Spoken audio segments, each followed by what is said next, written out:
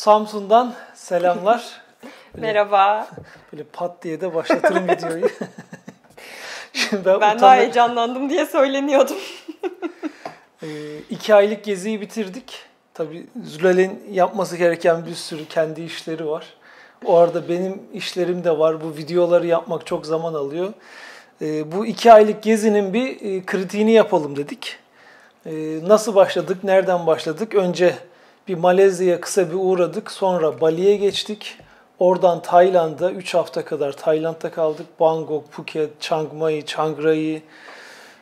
Sonra oradan nereye geçtik? İşte Boracay. Sonra Singapur var, Kong. Filipinlerin Boracay Adası var, Hong Kong var ve Malezya var. 6-7 ülkeyi gezdik 2 ayda. Şimdi Zülal ben ne konuşacağım diyor. Ben aslında soruları hazırladım ama o soruları hiç bilmiyor. Söylemiyor soruları bana. Şimdi sorulardan başlayalım. Gerçekten öyle yazarak hazırladın yani. Evet. Ya.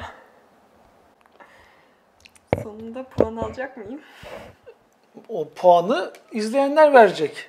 Teşekkür ederim. Size güveniyorum. Tek bir valizle 2 aylık gezmek nasıldı? Ben başta çok zorlanacağımı düşünüyordum. Hatta uzun süre böyle pazarlık yaptık. Ben o valize sığamam, işte götüreceklerim sığmayacak falan diye.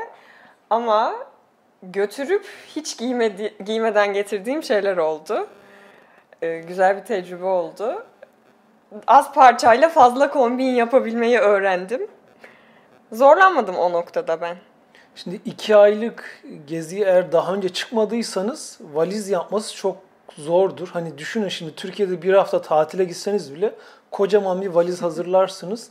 Ama 2 aylık geziye çıkıyorsunuz, ne kadar yazlık yerler olsa da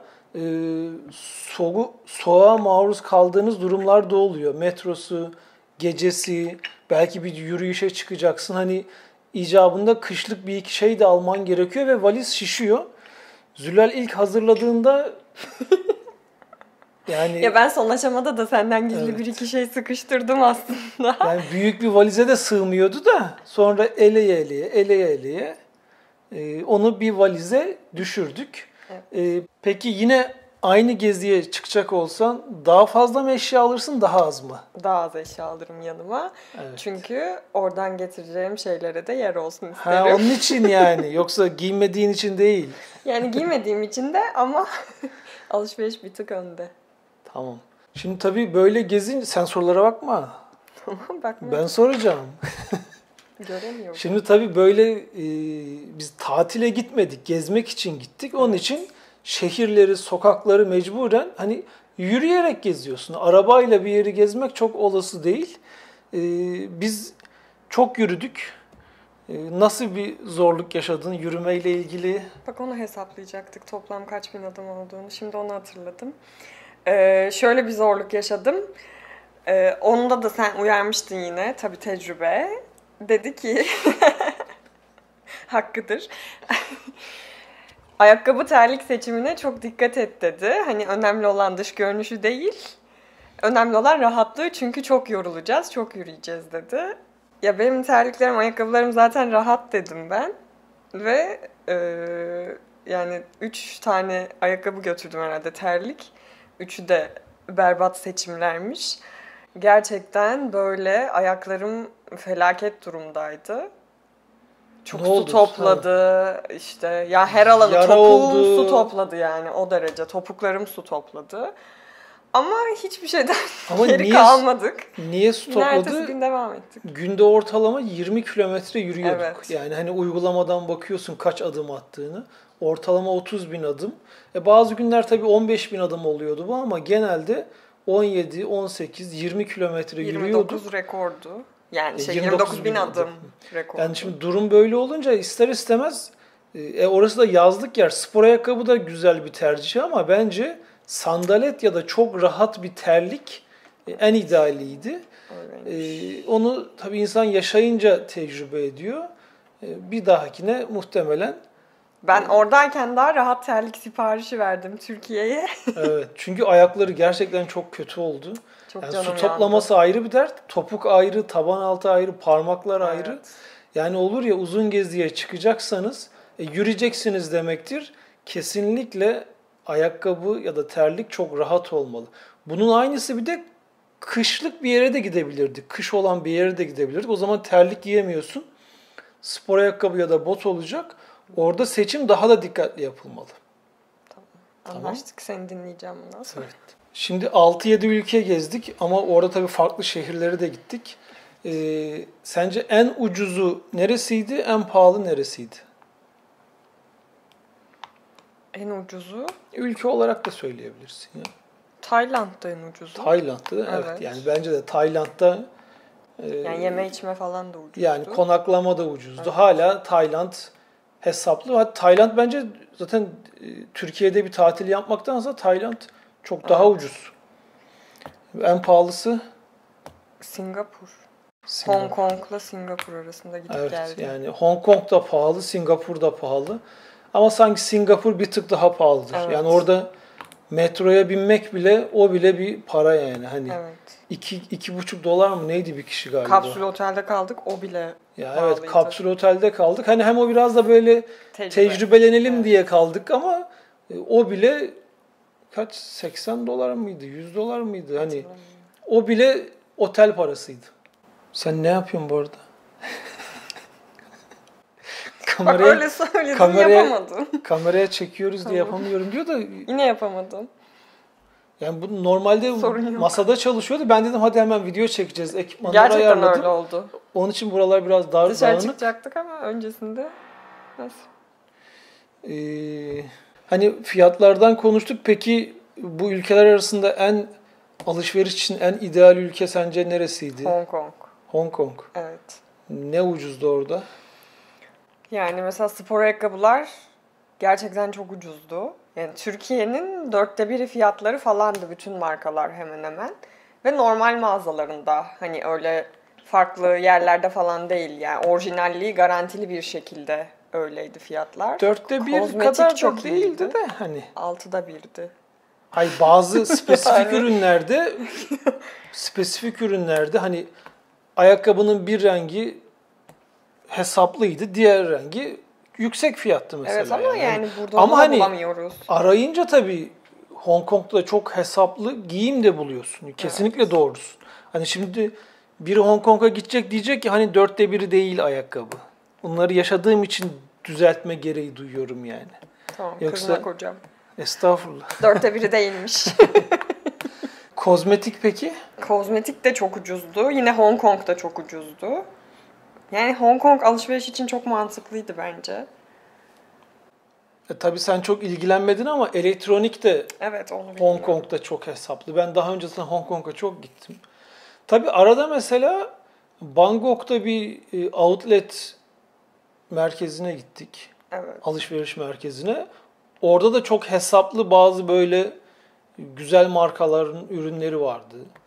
Ya da Malezya'da Kota Kinabalu'da yine orada da bir outlet alışveriş merkezi vardı. Orada da böyle spesifik şeyler çıkabiliyordu. Hani Türkiye'de 2.000 lira, orada 200 lira. Yani o derece hesaplı şeyler arada çıkıyordu. Tabii böyle gezince eğer alışverişi de seviyorsanız öyle şeyleri yakalayabiliyorsunuz. Ama Türkiye'den pahalı olan şeyler de vardı. Bazı markalar mesela. Evet, onu sen söylüyordun. Evet, Türkiye'de daha uygundu.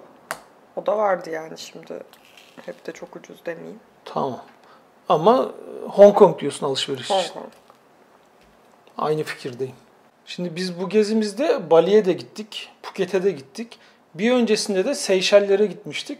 Bana çok soru geliyor, sana da geliyordur. Evet. Balayı için nereye gidelim? Şimdi Seyşeller mi, Bali mi, Phuket mi bizim gittiklerimiz arasında? Seyşeller. Yani 1 numara Seyşeller, sonra Bali, bence sonra Phuket. En son Phuket. Tamam. Yani ya bana arkadaşlarım falan da soruyor. 1 numara Seyşeller kesinlikle. Ama 2 Bali. Ben Bali'yi tavsiye ediyorum.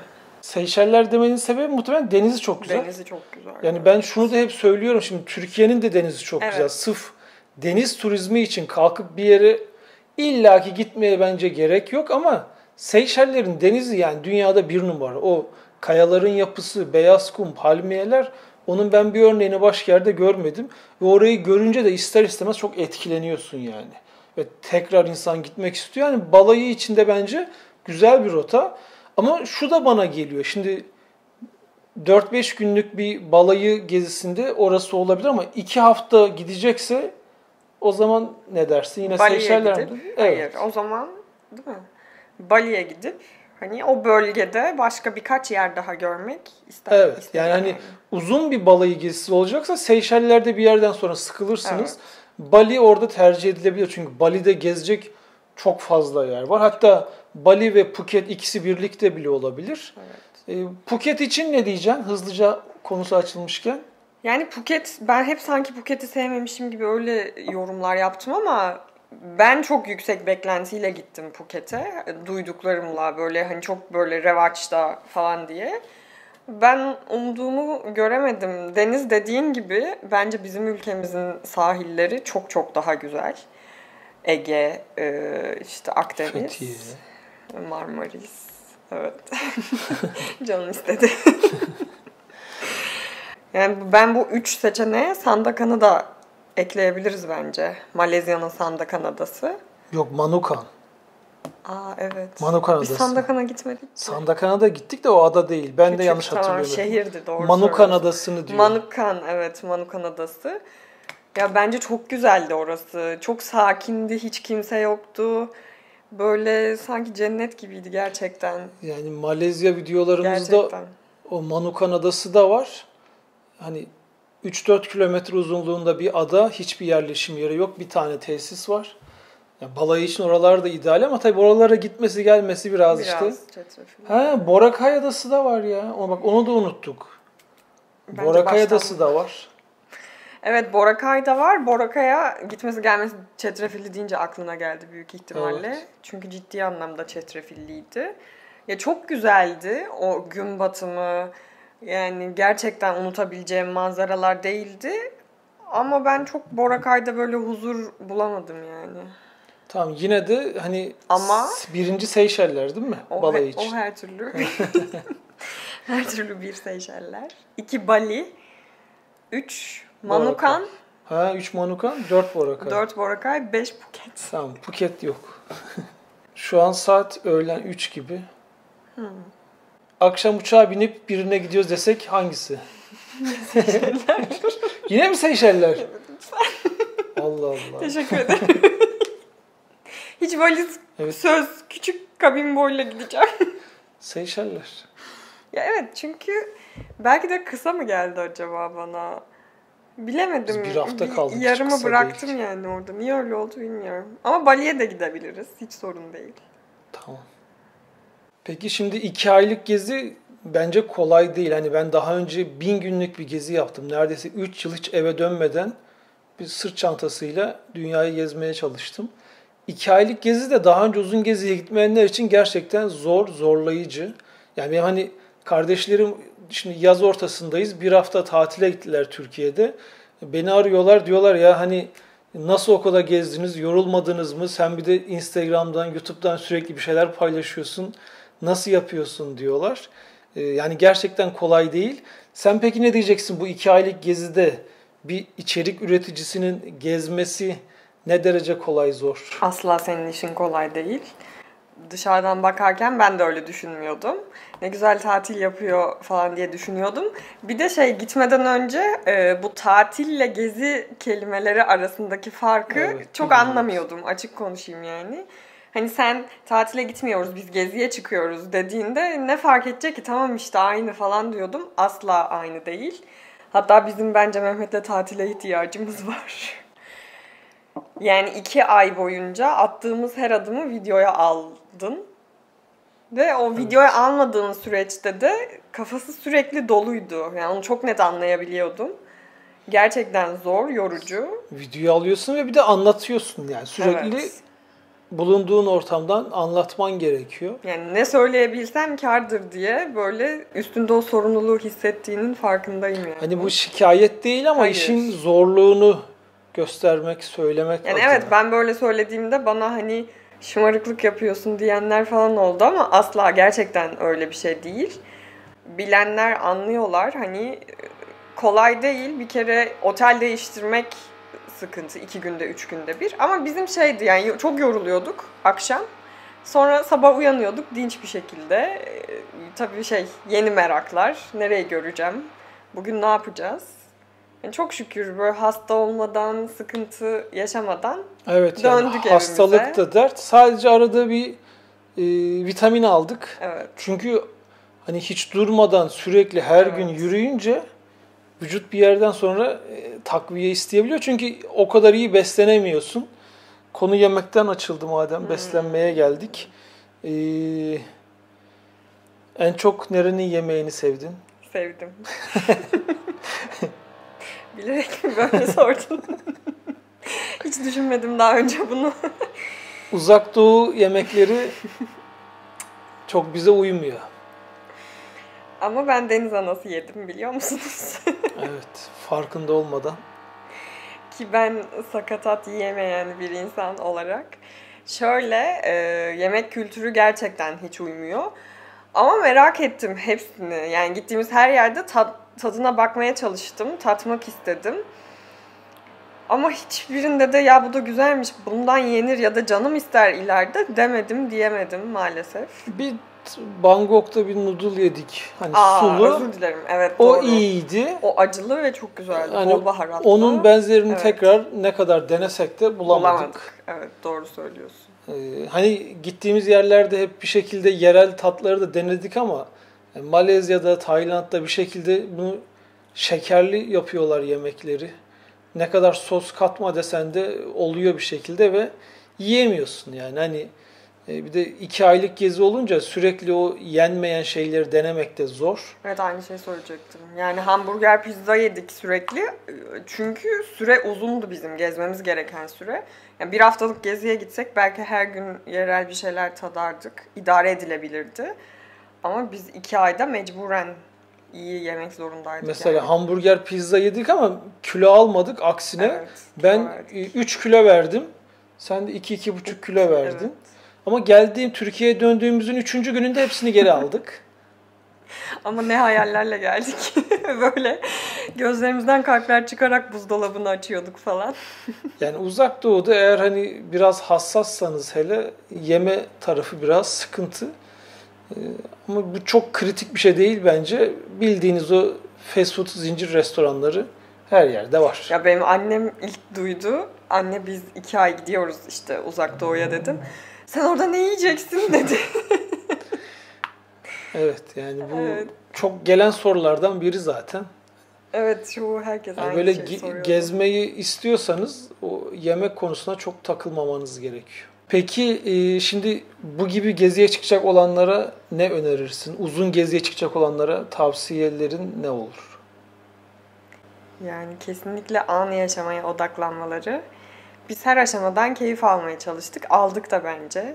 Dolu dolu yaşadık yani o 2 ayı, 2,5 ayı. Ya bazen uçak rötar yapıyor, gitmek istediğin yere gidemiyorsun. Evet. Otel rezervasyonu yapmışsın, o yanabiliyor. Hani böyle şeyler oluyor. Bunu keyfini kaçırırsın ama zaten... Yani biz hep vardır bunda bir hayır falan diye yani. 3-4 gün oradasın, oralardasın. O anın tadını çıkarmak gerekiyor. Biz hep öyle yaptık. Öyle yapılmalı bence. Valiz dediğim gibi az parçayla çok kombin yapmayı öğrenmeliyiz. Mesela kadınlar için anlıyorum böyle küçük bir valizde yolculuk yapmak daha zor ama bu kadar ülke değiştirince o valizi taşımak daha görüyorsun. Zor. Evet. Yani hani düz yerde valizi taşırsın ama Boracay Adası'na giderken küçük bir tekneye biniyorsun, oradan iniyorsun. Tuk tuk denilen o küçük motosikletlere biniyorsun. Hani hep inerken, binerken sonra sahile iniyorsun. Yol yok. Toprakta, plajda o valizi nasıl taşıyacaksın? Yani hep bunun gibi dertler oluyor. Onun için ne kadar az eşya ile gezi yaparsanız o kadar iyi. Tavsiye ediyorum. Ve asla görünüşüne aldanmayın. Rahat ayakkabılar, terlikler seçin. Evet. Yani o çok önemli. Tabii diğer gelen en çok sorulardan biri de harcama, ne kadar harcadınız? Bizim yaptığımız bu 2 aylık gezinin bazı bacaklarında sponsorlar vardı ama hani kabaca şöyle söyleyeyim, 60 günün 15 gününü sponsorların desteğiyle konaklamışızdır. 40-45 günü cebimizden ödedik. Gidiş dönüş Türkiye'den çıkış ve Türkiye'ye dönüş biletlerini ben millerimle almıştım. Hani onu tam böyle hesaba biraz katacağım. Ve arada bir 8-9 tane iç hat uçuşumuz vardı. Onları da ben hep cebimden aldım. Velhasıl toplamda biz 2 kişi $4.500 bu geziyi çıkardık. Buna konaklama, yeme içme, ulaşım ve hani gezme maliyeti dahil. Sadece kişisel harcama dahil değil. İşte çantaydı, giyimdi, spor ayakkabıydı vesaireydi. Hani onları katmıyorum. Yani $4.500 2 ay için hani çok iyidir. Olabilir. Bir de gözümüz ne görürse yedik. Hani hiçbir şeyden geri durmadık. Sadece böyle gidip lüks otelleri tercih etmedik. Merkezde düzgün, temiz otelleri seçtik, bulduk. Ama otel seçimi de evet, onu da söylemek istiyorum. O da çok önemli bir şeymiş ve kesinlikle senin tecrübelerinden faydalandık. Merkezde olması çok önemliymiş otellerin. Yani aynı fiyata daha lüksü ama merkeze uzak otel seçenekleri vardı. Biz hep merkezdeki otelleri seçtik. Ve o yürüme olayları yüzünden çok mantıklı bir karar vermişiz. Çünkü hani illaki taksi, otobüs, dolmuşa binmeye gerek kalmıyor. Güzel bir lokasyonda konaklarsanız. Yani mesela Tayland'da ortalama gecelik $20 konakladık ve hep otelde kaldık. Şimdi nasıl bu kadar ucuza çıkardınız diyenler olabilir. İşte millerle uçak biletinizi alırsanız Türkiye gidiş ve dönüşü sonrası çok daha kolay oluyor. Asıl para tutan zaten uçak biletleri. Ama hani ben hep gün tutuyorum ne harcamışız A'dan Z'ye. Yani $4.500 bence çok idealdir 2 ay için. 2 kişi yani kişi başı $2.200. Evet. Çok iyiydi yani. Peki gezideyken Türkiye'den çok özlediğin şey neydi? Aile, eş, dost özlemi haricinde. Ağlamaya başlarmışım. Yemekler tabii ki. Yemek değil mi? Evet. Ve kahvaltı yani ağırlıklı. Evet. Hani 2 ay uzun diyoruz biz ama o 3 ay olsaydı ona da okeydin yani sanki. Bir süre daha vardı benim. Hala da devam edilebilirdi. Yani. Evet, edebilirmişim. Ben kendimi test etmiş oldum. Evet, 3 ayı zorlarmışım. Hani şöyle mesajlar da hem bana hem sana geldi. İşte biz başörtülüyüz. Bali'de, Tayland'da gezebilir miyiz, tatil yapabilir miyiz? Yani benim fikrim bizim bu gittiğimiz tüm ülkelerin hepsini aynı yerlere başörtülü bir de çok rahat tabii ki kendi başına ya da ailesiyle gidip gezebilir. Zaten öyle gezenler de çoktu. Her yerde gördük onu. Tabii çocuklu aileler de soruyor. Çocuklu oraya gidilir mi diye. Ya çoğuna gidilir ama şimdi kalkıp da o Malezya'nın Sabah bölgesindeki ücra köşeye çocukla gitmek o biraz ya da Boracay Adası zorlayıcı olur. Ya da Boracay Adası'na çocukla gitmek yani çok gerek yok bence. Tabii kalkıp da çocuklarla beraber Boracay Adası'na bence gidilmez. Başka yer tercih edilebilir. Çünkü oralara gitmesi gelmesi dert. Hani biz bile yorulduk ki çocukla hiç düşünemiyorum. Evet. Hani çocuklu aileler için o her yer tam uygun olmayabilir. Şimdi buradan sonra kısa bir Kıbrıs gezimiz olacak. Sonrasında başka bir iki gezi proje daha var ama onlar daha tam %100 değil. Ne diyelim, Kıbrıs videosunda görüşmek üzere.